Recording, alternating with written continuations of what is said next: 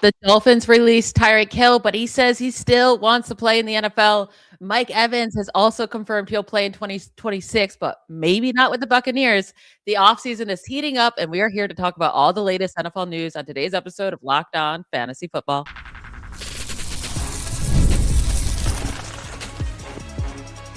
You are Locked On Fantasy, your daily NFL fantasy podcast. Part of the Locked On Podcast Network, your team every day. Welcome to Locked On Fantasy Football, part of the Locked On Podcast Network, now the #1 sports podcasting network. I'm one of your co-hosts, Michelle Magdziuk, and when I'm not doing this, I'm a researcher and fantasy analyst with NFL Network. And I'm your other co-host, Vinnie Iyer. When I'm not doing this, I'm writing about NFL fantasy and betting for sportingnews.com. Today, we are going to discuss the latest news around the NFL that will impact fantasy football for this upcoming season. The biggest piece of news that we got earlier this week is that the Dolphins released Tyreek Hill. That's not a big surprise, right? It seems like they're in full rebuild mode, going from different coaching staff. They're still trying to decide if they should keep Tua or not. And they saved a lot of money by moving on from Tyreek Hill, who's 32 years old, coming off a really bad knee injury where he dislocated his knee, tore his ACL and other ligaments in late September. But he says he still wants to play when he's healthy. Now, the question is, Vinny, do you think he'll be able to play at any level this year? And if he is, what team should sign him? Yeah, this feels a lot like the Odell Beckham Jr. thing coming off the Super Bowl and the Rams, where, look, I think everyone knows what he can do when he's healthy, but Odell was getting older when that was happening. And same thing here, Tyreek Hill. He's 31. He will be 32 in March, so not very long from now. He'll be an old wide receiver, and an old wide receiver who played a lot and is relying on speed. He's not necessarily the most technical guy. He's a very good big playmaker, and he has some Hall of Fame potential. But in this part of his career, it's really hard because he needs to have that quickness and speed to be effective and be what everyone expects when you're getting Tyreek Hill in your offense. Now, can he reinvent himself a little bit and be a short area guy and show his quickness? But we've seen it with a similar guy, Deebo Samuel, right? It did break down. And when those injuries catch up to you, the age gets there, the usage, all that is going to slow you down at some point. And Tyreek Hill, look, he was fighting it off for the longest time. He had the epic season just a few years ago with Mike McDaniel and the Dolphins, where he was pushing for 2,000 yards. That seems forever ago. And now there's speculation of, will he have a reunion with the Chargers? We talked about that a little bit.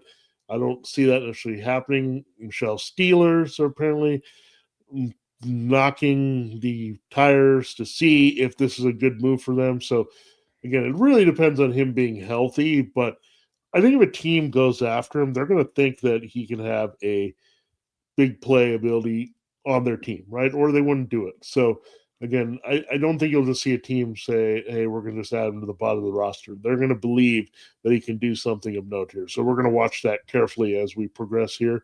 And he can sign with anyone now. Unlike the other free agents, he's on the street.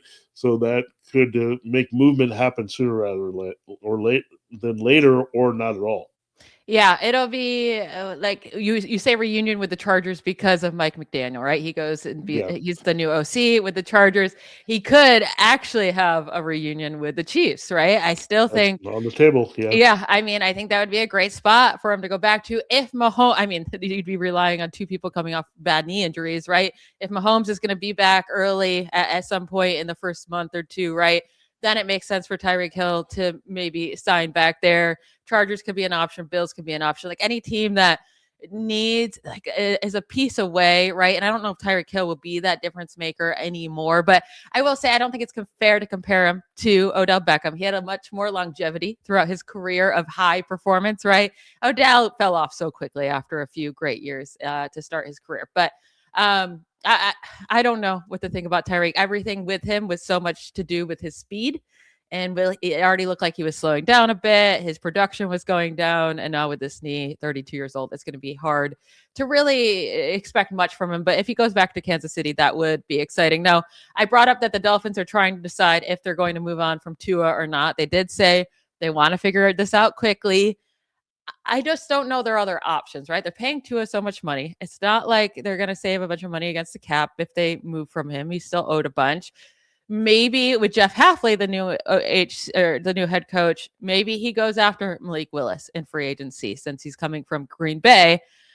I don't know which teams would be interested in trading for Tua. I think they would have to probably cut him, right? Like maybe the Cardinals, could they just do a Kyler Murray Tua switch? I don't know. With Mike LaFleur there, he could maybe work out with Tua, but I just don't see a lot of options for Tua to land as a starting quarterback somewhere. Yeah, I put it out there on Sporting News, some landing spots. I think it would probably be a contingency situation. I think the Dolphins have said they need to pick up a bunch of the tab here to make it happen. And really, the only way it can happen is they trade him and expect very little in return in terms of compensation just to get his salary off the books. They're going to have to eat some dead money, major dead money, either spread it out over 2 years or take some this year. So it's going to be really hard to trade him. But again, I think they would try to facilitate that by taking on some more of his salary and creating relief for that team that picks him up. So, again, I don't see any good starting prospects. It's a lot like him and Anthony Richardson are going to have to find their Sam Darnold, Baker Mayfield, Daniel Jones type place to try to rebound, right? I think that's where you're at with these guys. Kyler Murray's the guy that you're going to have some juice for, especially if you're the Jets and you don't feel good about getting the right quarterbacks in the draft. So there you go with those guys. But with Tua, I think he's just trying to dump him and get rid of him so you can turn the page. And look, Malik Willis would make sense, but they got to move on and figure out how much Willis wants. Again, if he's going to be the bridge quarterback with the highest value on the market, that's going to be interesting. I don't think Daniel Jones will be in play either because there's rumors that he'll get the franchise tag. So I think they really want to move on from Tua. It's whether they're willing to just eat the money and have one team to oblige and take him on as probably a veteran developmental backup at this point. If someone trades for Tua as a starter, I'd be shocked. Yeah, and I think if they want to move on from Tua and just go with a bridge quarterback for the year, I mean, their roster right now is built to be the number 1 overall pick in 2027. Yeah. So if they want to tank for a quarterback to take early again, they could definitely do that with all the guys that they're releasing and already traded this last year. But some more news about wide receivers. Mike Evans says he will play this year, but he's going to explore free agency. So, and it would be very, very weird to see Mike Evans outside of Tampa Bay. I can't see it, but let's say he does go somewhere else. Where would be a good landing spot for him? Because he is getting older, a little bit worn down, has some injuries the last couple of years, but he's still, I mean, when he's healthy and on the field, you saw the difference and how much he helped Baker Mayfield out, especially on those third downs and making those clutch catches. I say Bills, go get Josh Allen, a real wide receiver, please. Yeah, I think he would be in play for the Bills for sure. I think he's got a lot of connections outside now with the former offense coordinators. I don't think they would go after him in Jacksonville.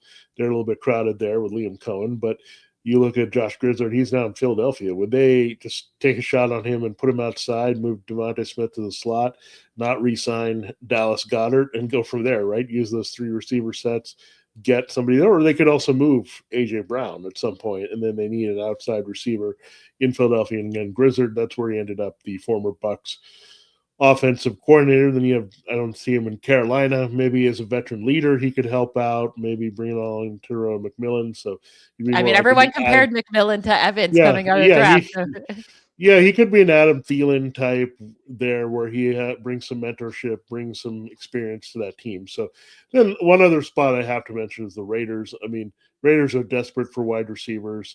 Clint Kubiak definitely could say, hey, we need a big body there. We know Tom Brady is part owner, and he had Evans as his go-to guy for a little while in Tampa. So that's a team I would also watch for. But Evans, basically, if you know and you're expecting at this time, he's not going to give you too much. He's not the same field stretcher, but he's going to score touchdowns, be that big body. If you go in saying he's Devontae Adams, but maybe a little with a few steps lost, if you go into free agency thinking that way and use him in the red zone quite a bit, then you'll get the dividends on Evans. But it's, again, still hard for me to see he's leaving Tampa. I think this may be a little bit of ploy to get some extra money from the Bucs, but we'll see how it plays out.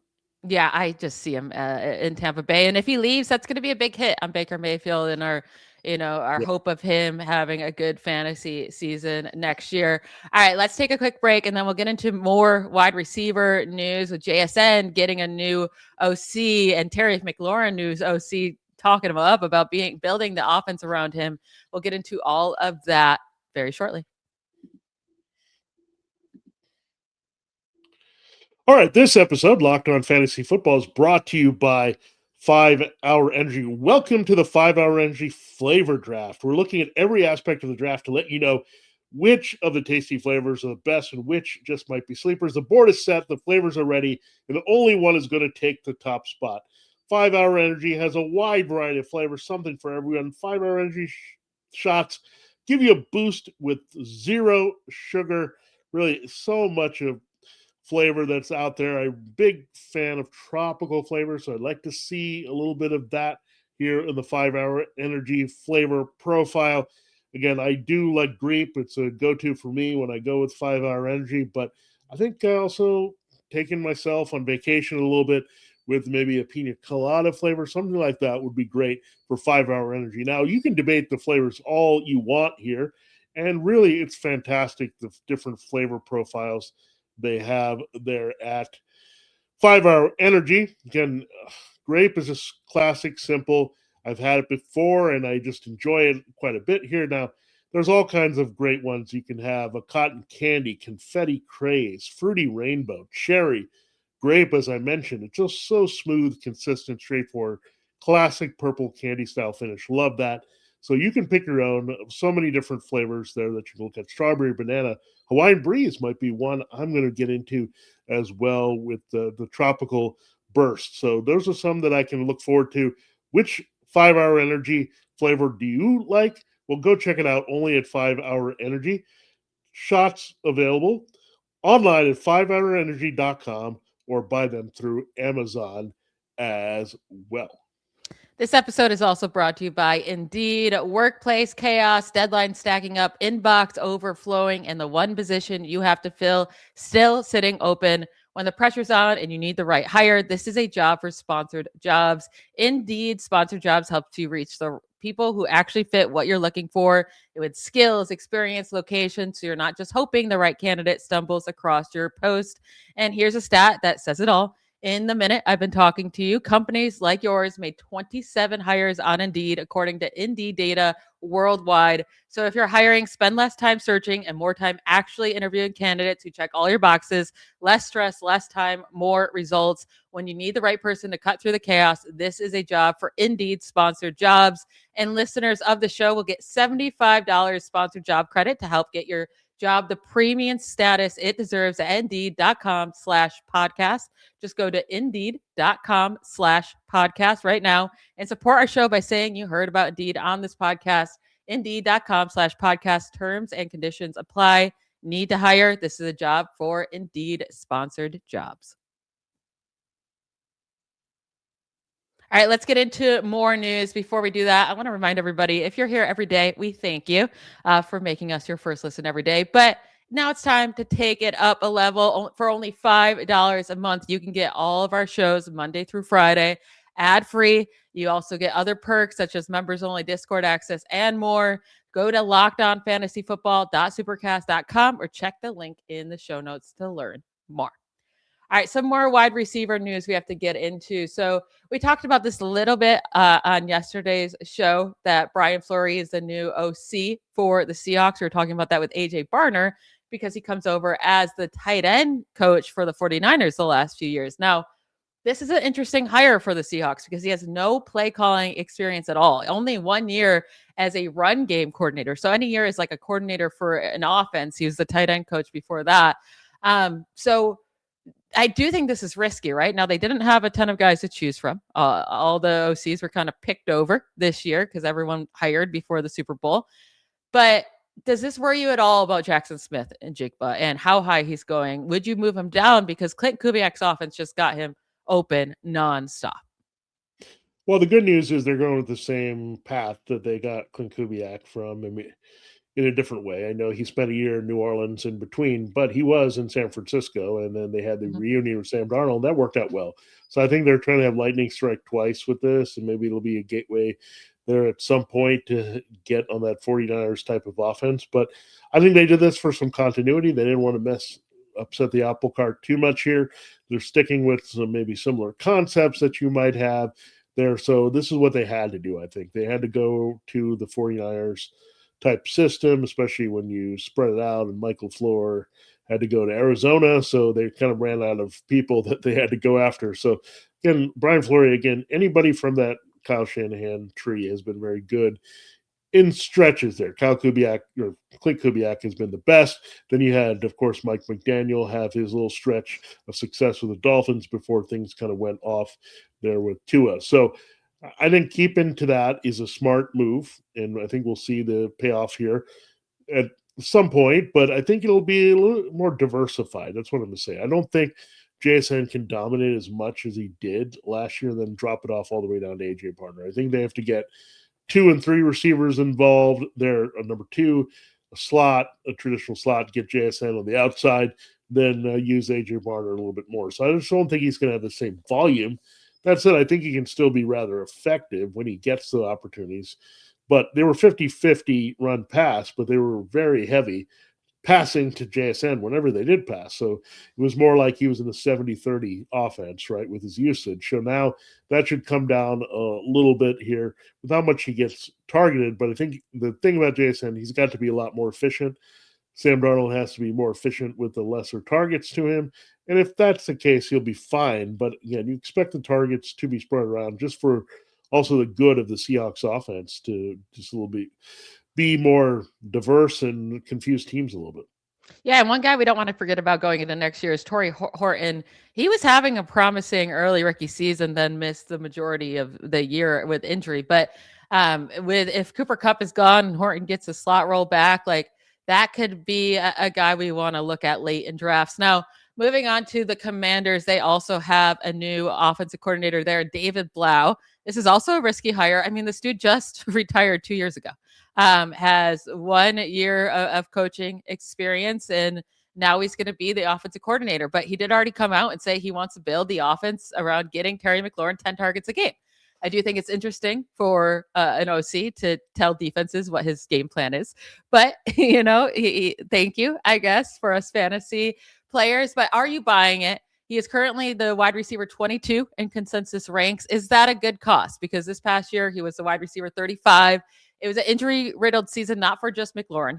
He missed 7 games, but also Jaden Daniels was out and in and out and in, right?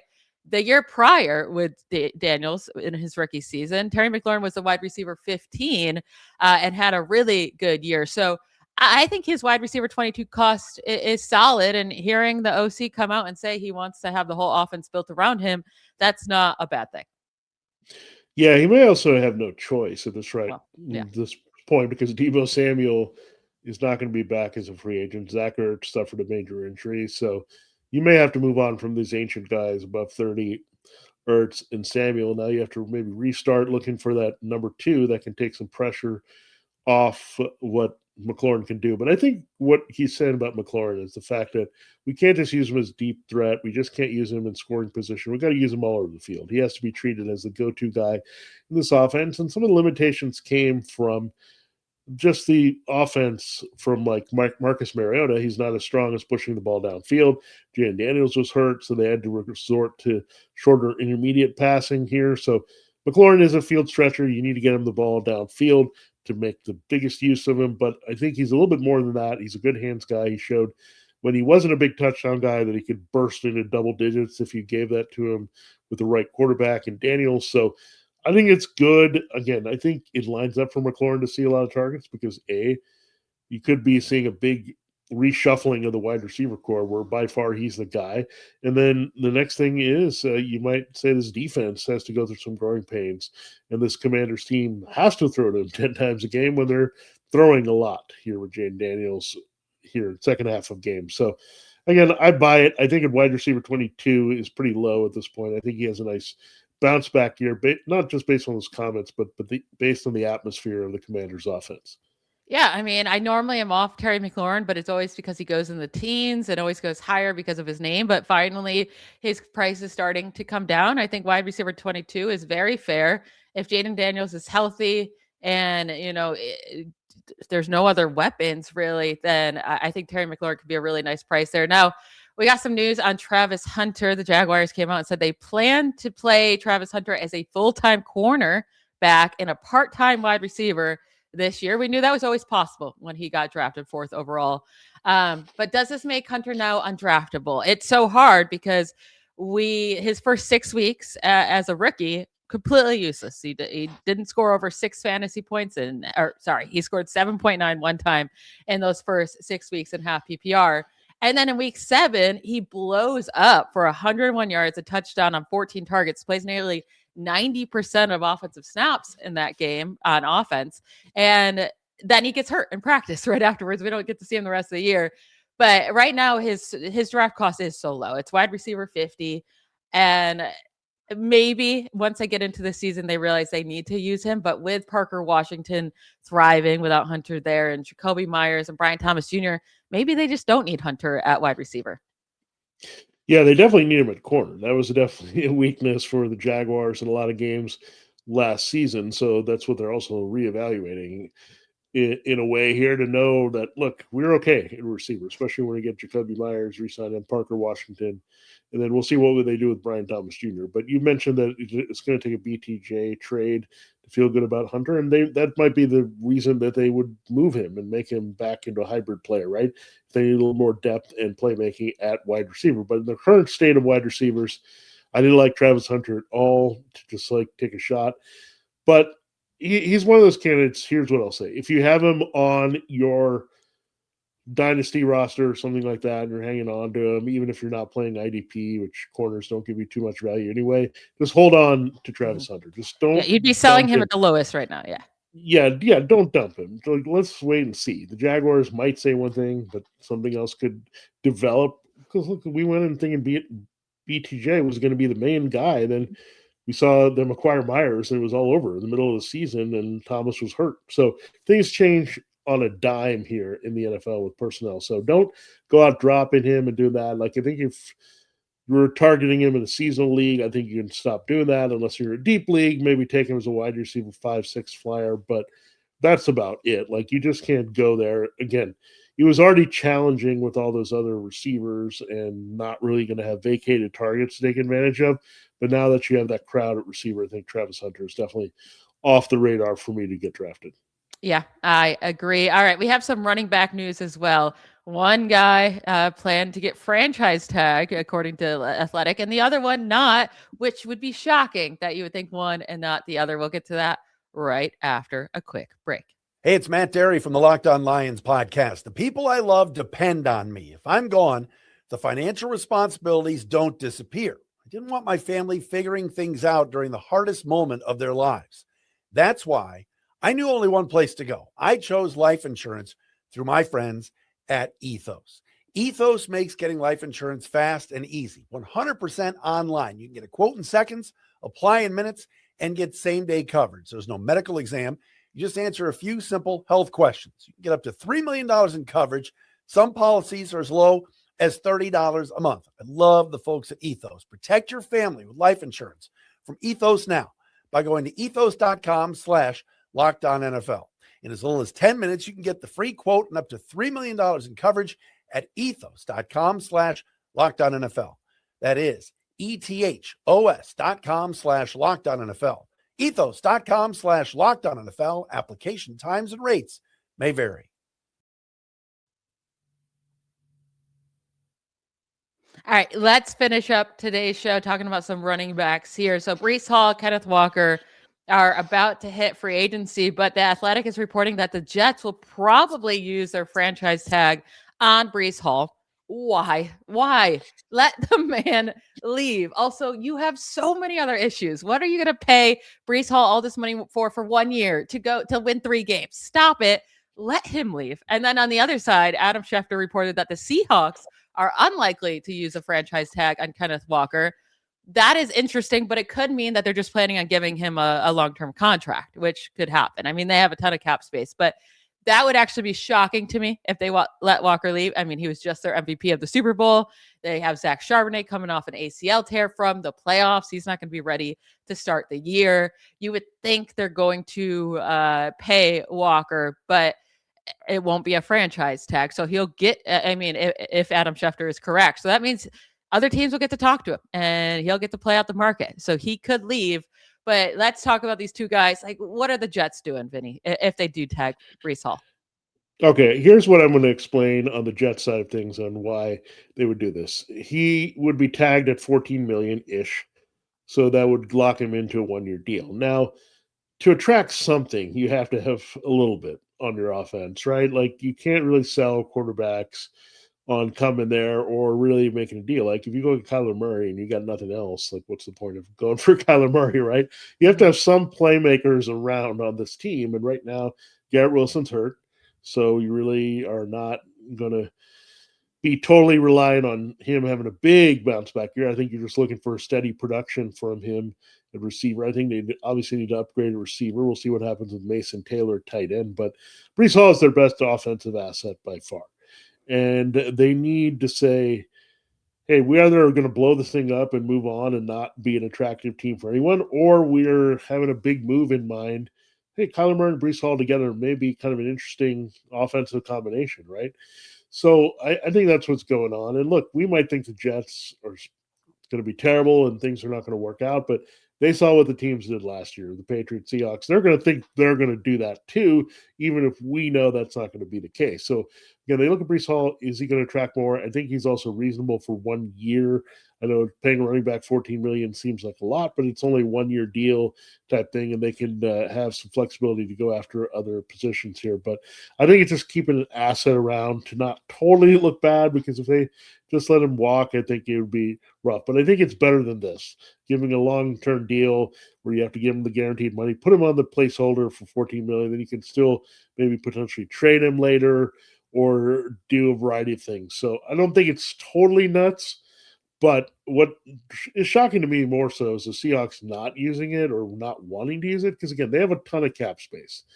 I think $14 million is maybe a little rich for Kenneth Walker, given his issues in pass catching and pass protection. Like, he's not a complete workhorse back in the way that you would see Saquon Barkley, and doesn't deserve to be paid near the top of the market. That's what you're going to get with the $14 million. But, again, maybe they're just not being desperate and they're looking out for him to look elsewhere and then realize, okay, he's going to get his best deal and a reasonable deal just staying at home. So I think that's also a part. So some of this is part of the public negotiation process with both of these running backs. And look, they could change quickly. Both situations could flip, and you can see Hall less likely to get a tag and Walker headed toward the tag.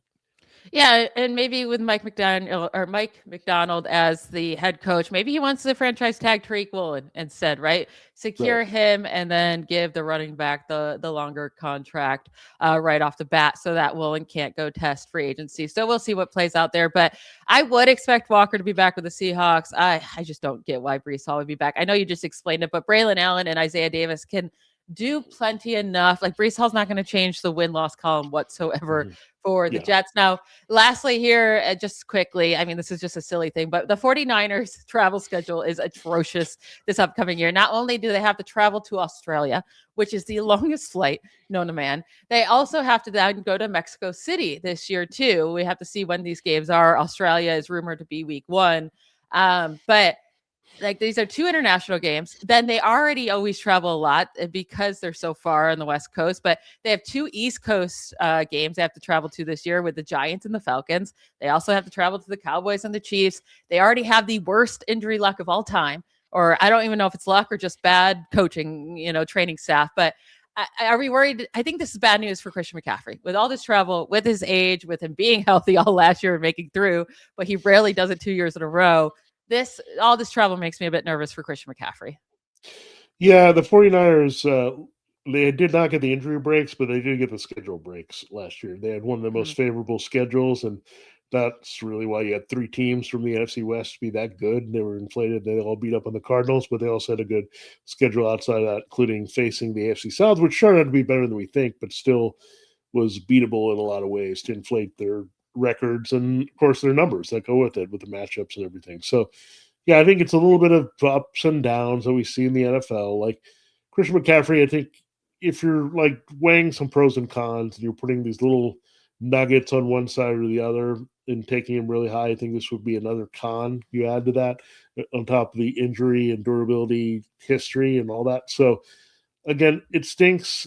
Look, the NFL is trying to get global, but it's sometimes will do it at the expense of some teams and their health, and they're having them have a reasonable schedule. So again, I want the 49ers to be in a position to be their best because we want their fantasy assets to do well. But it could be a bit of a challenge, not just with McCaffrey, but finding all the right pieces in the running game if you don't have George Kittle's blocking. So there's a lot of challenges on top of just the schedule the 49ers are going to face. And this doesn't help. We could use a break here. But again, keep that in the back of your mind when you're considering drafting 49ers, especially McCaffrey. Absolutely. All right. That's it for today's show. We will be back tomorrow. Make sure you subscribe and follow Locked On Fantasy Football so you get all the latest episodes. If you never miss an episode, the Everydayer Club is built for you. Get Locked On Fantasy Football ad-free, plus members-only Discord access and more. Head to lockedonfantasyfootball.supercast or check the link in the show notes to join the club. Have a great night, everybody. Bye, y'all.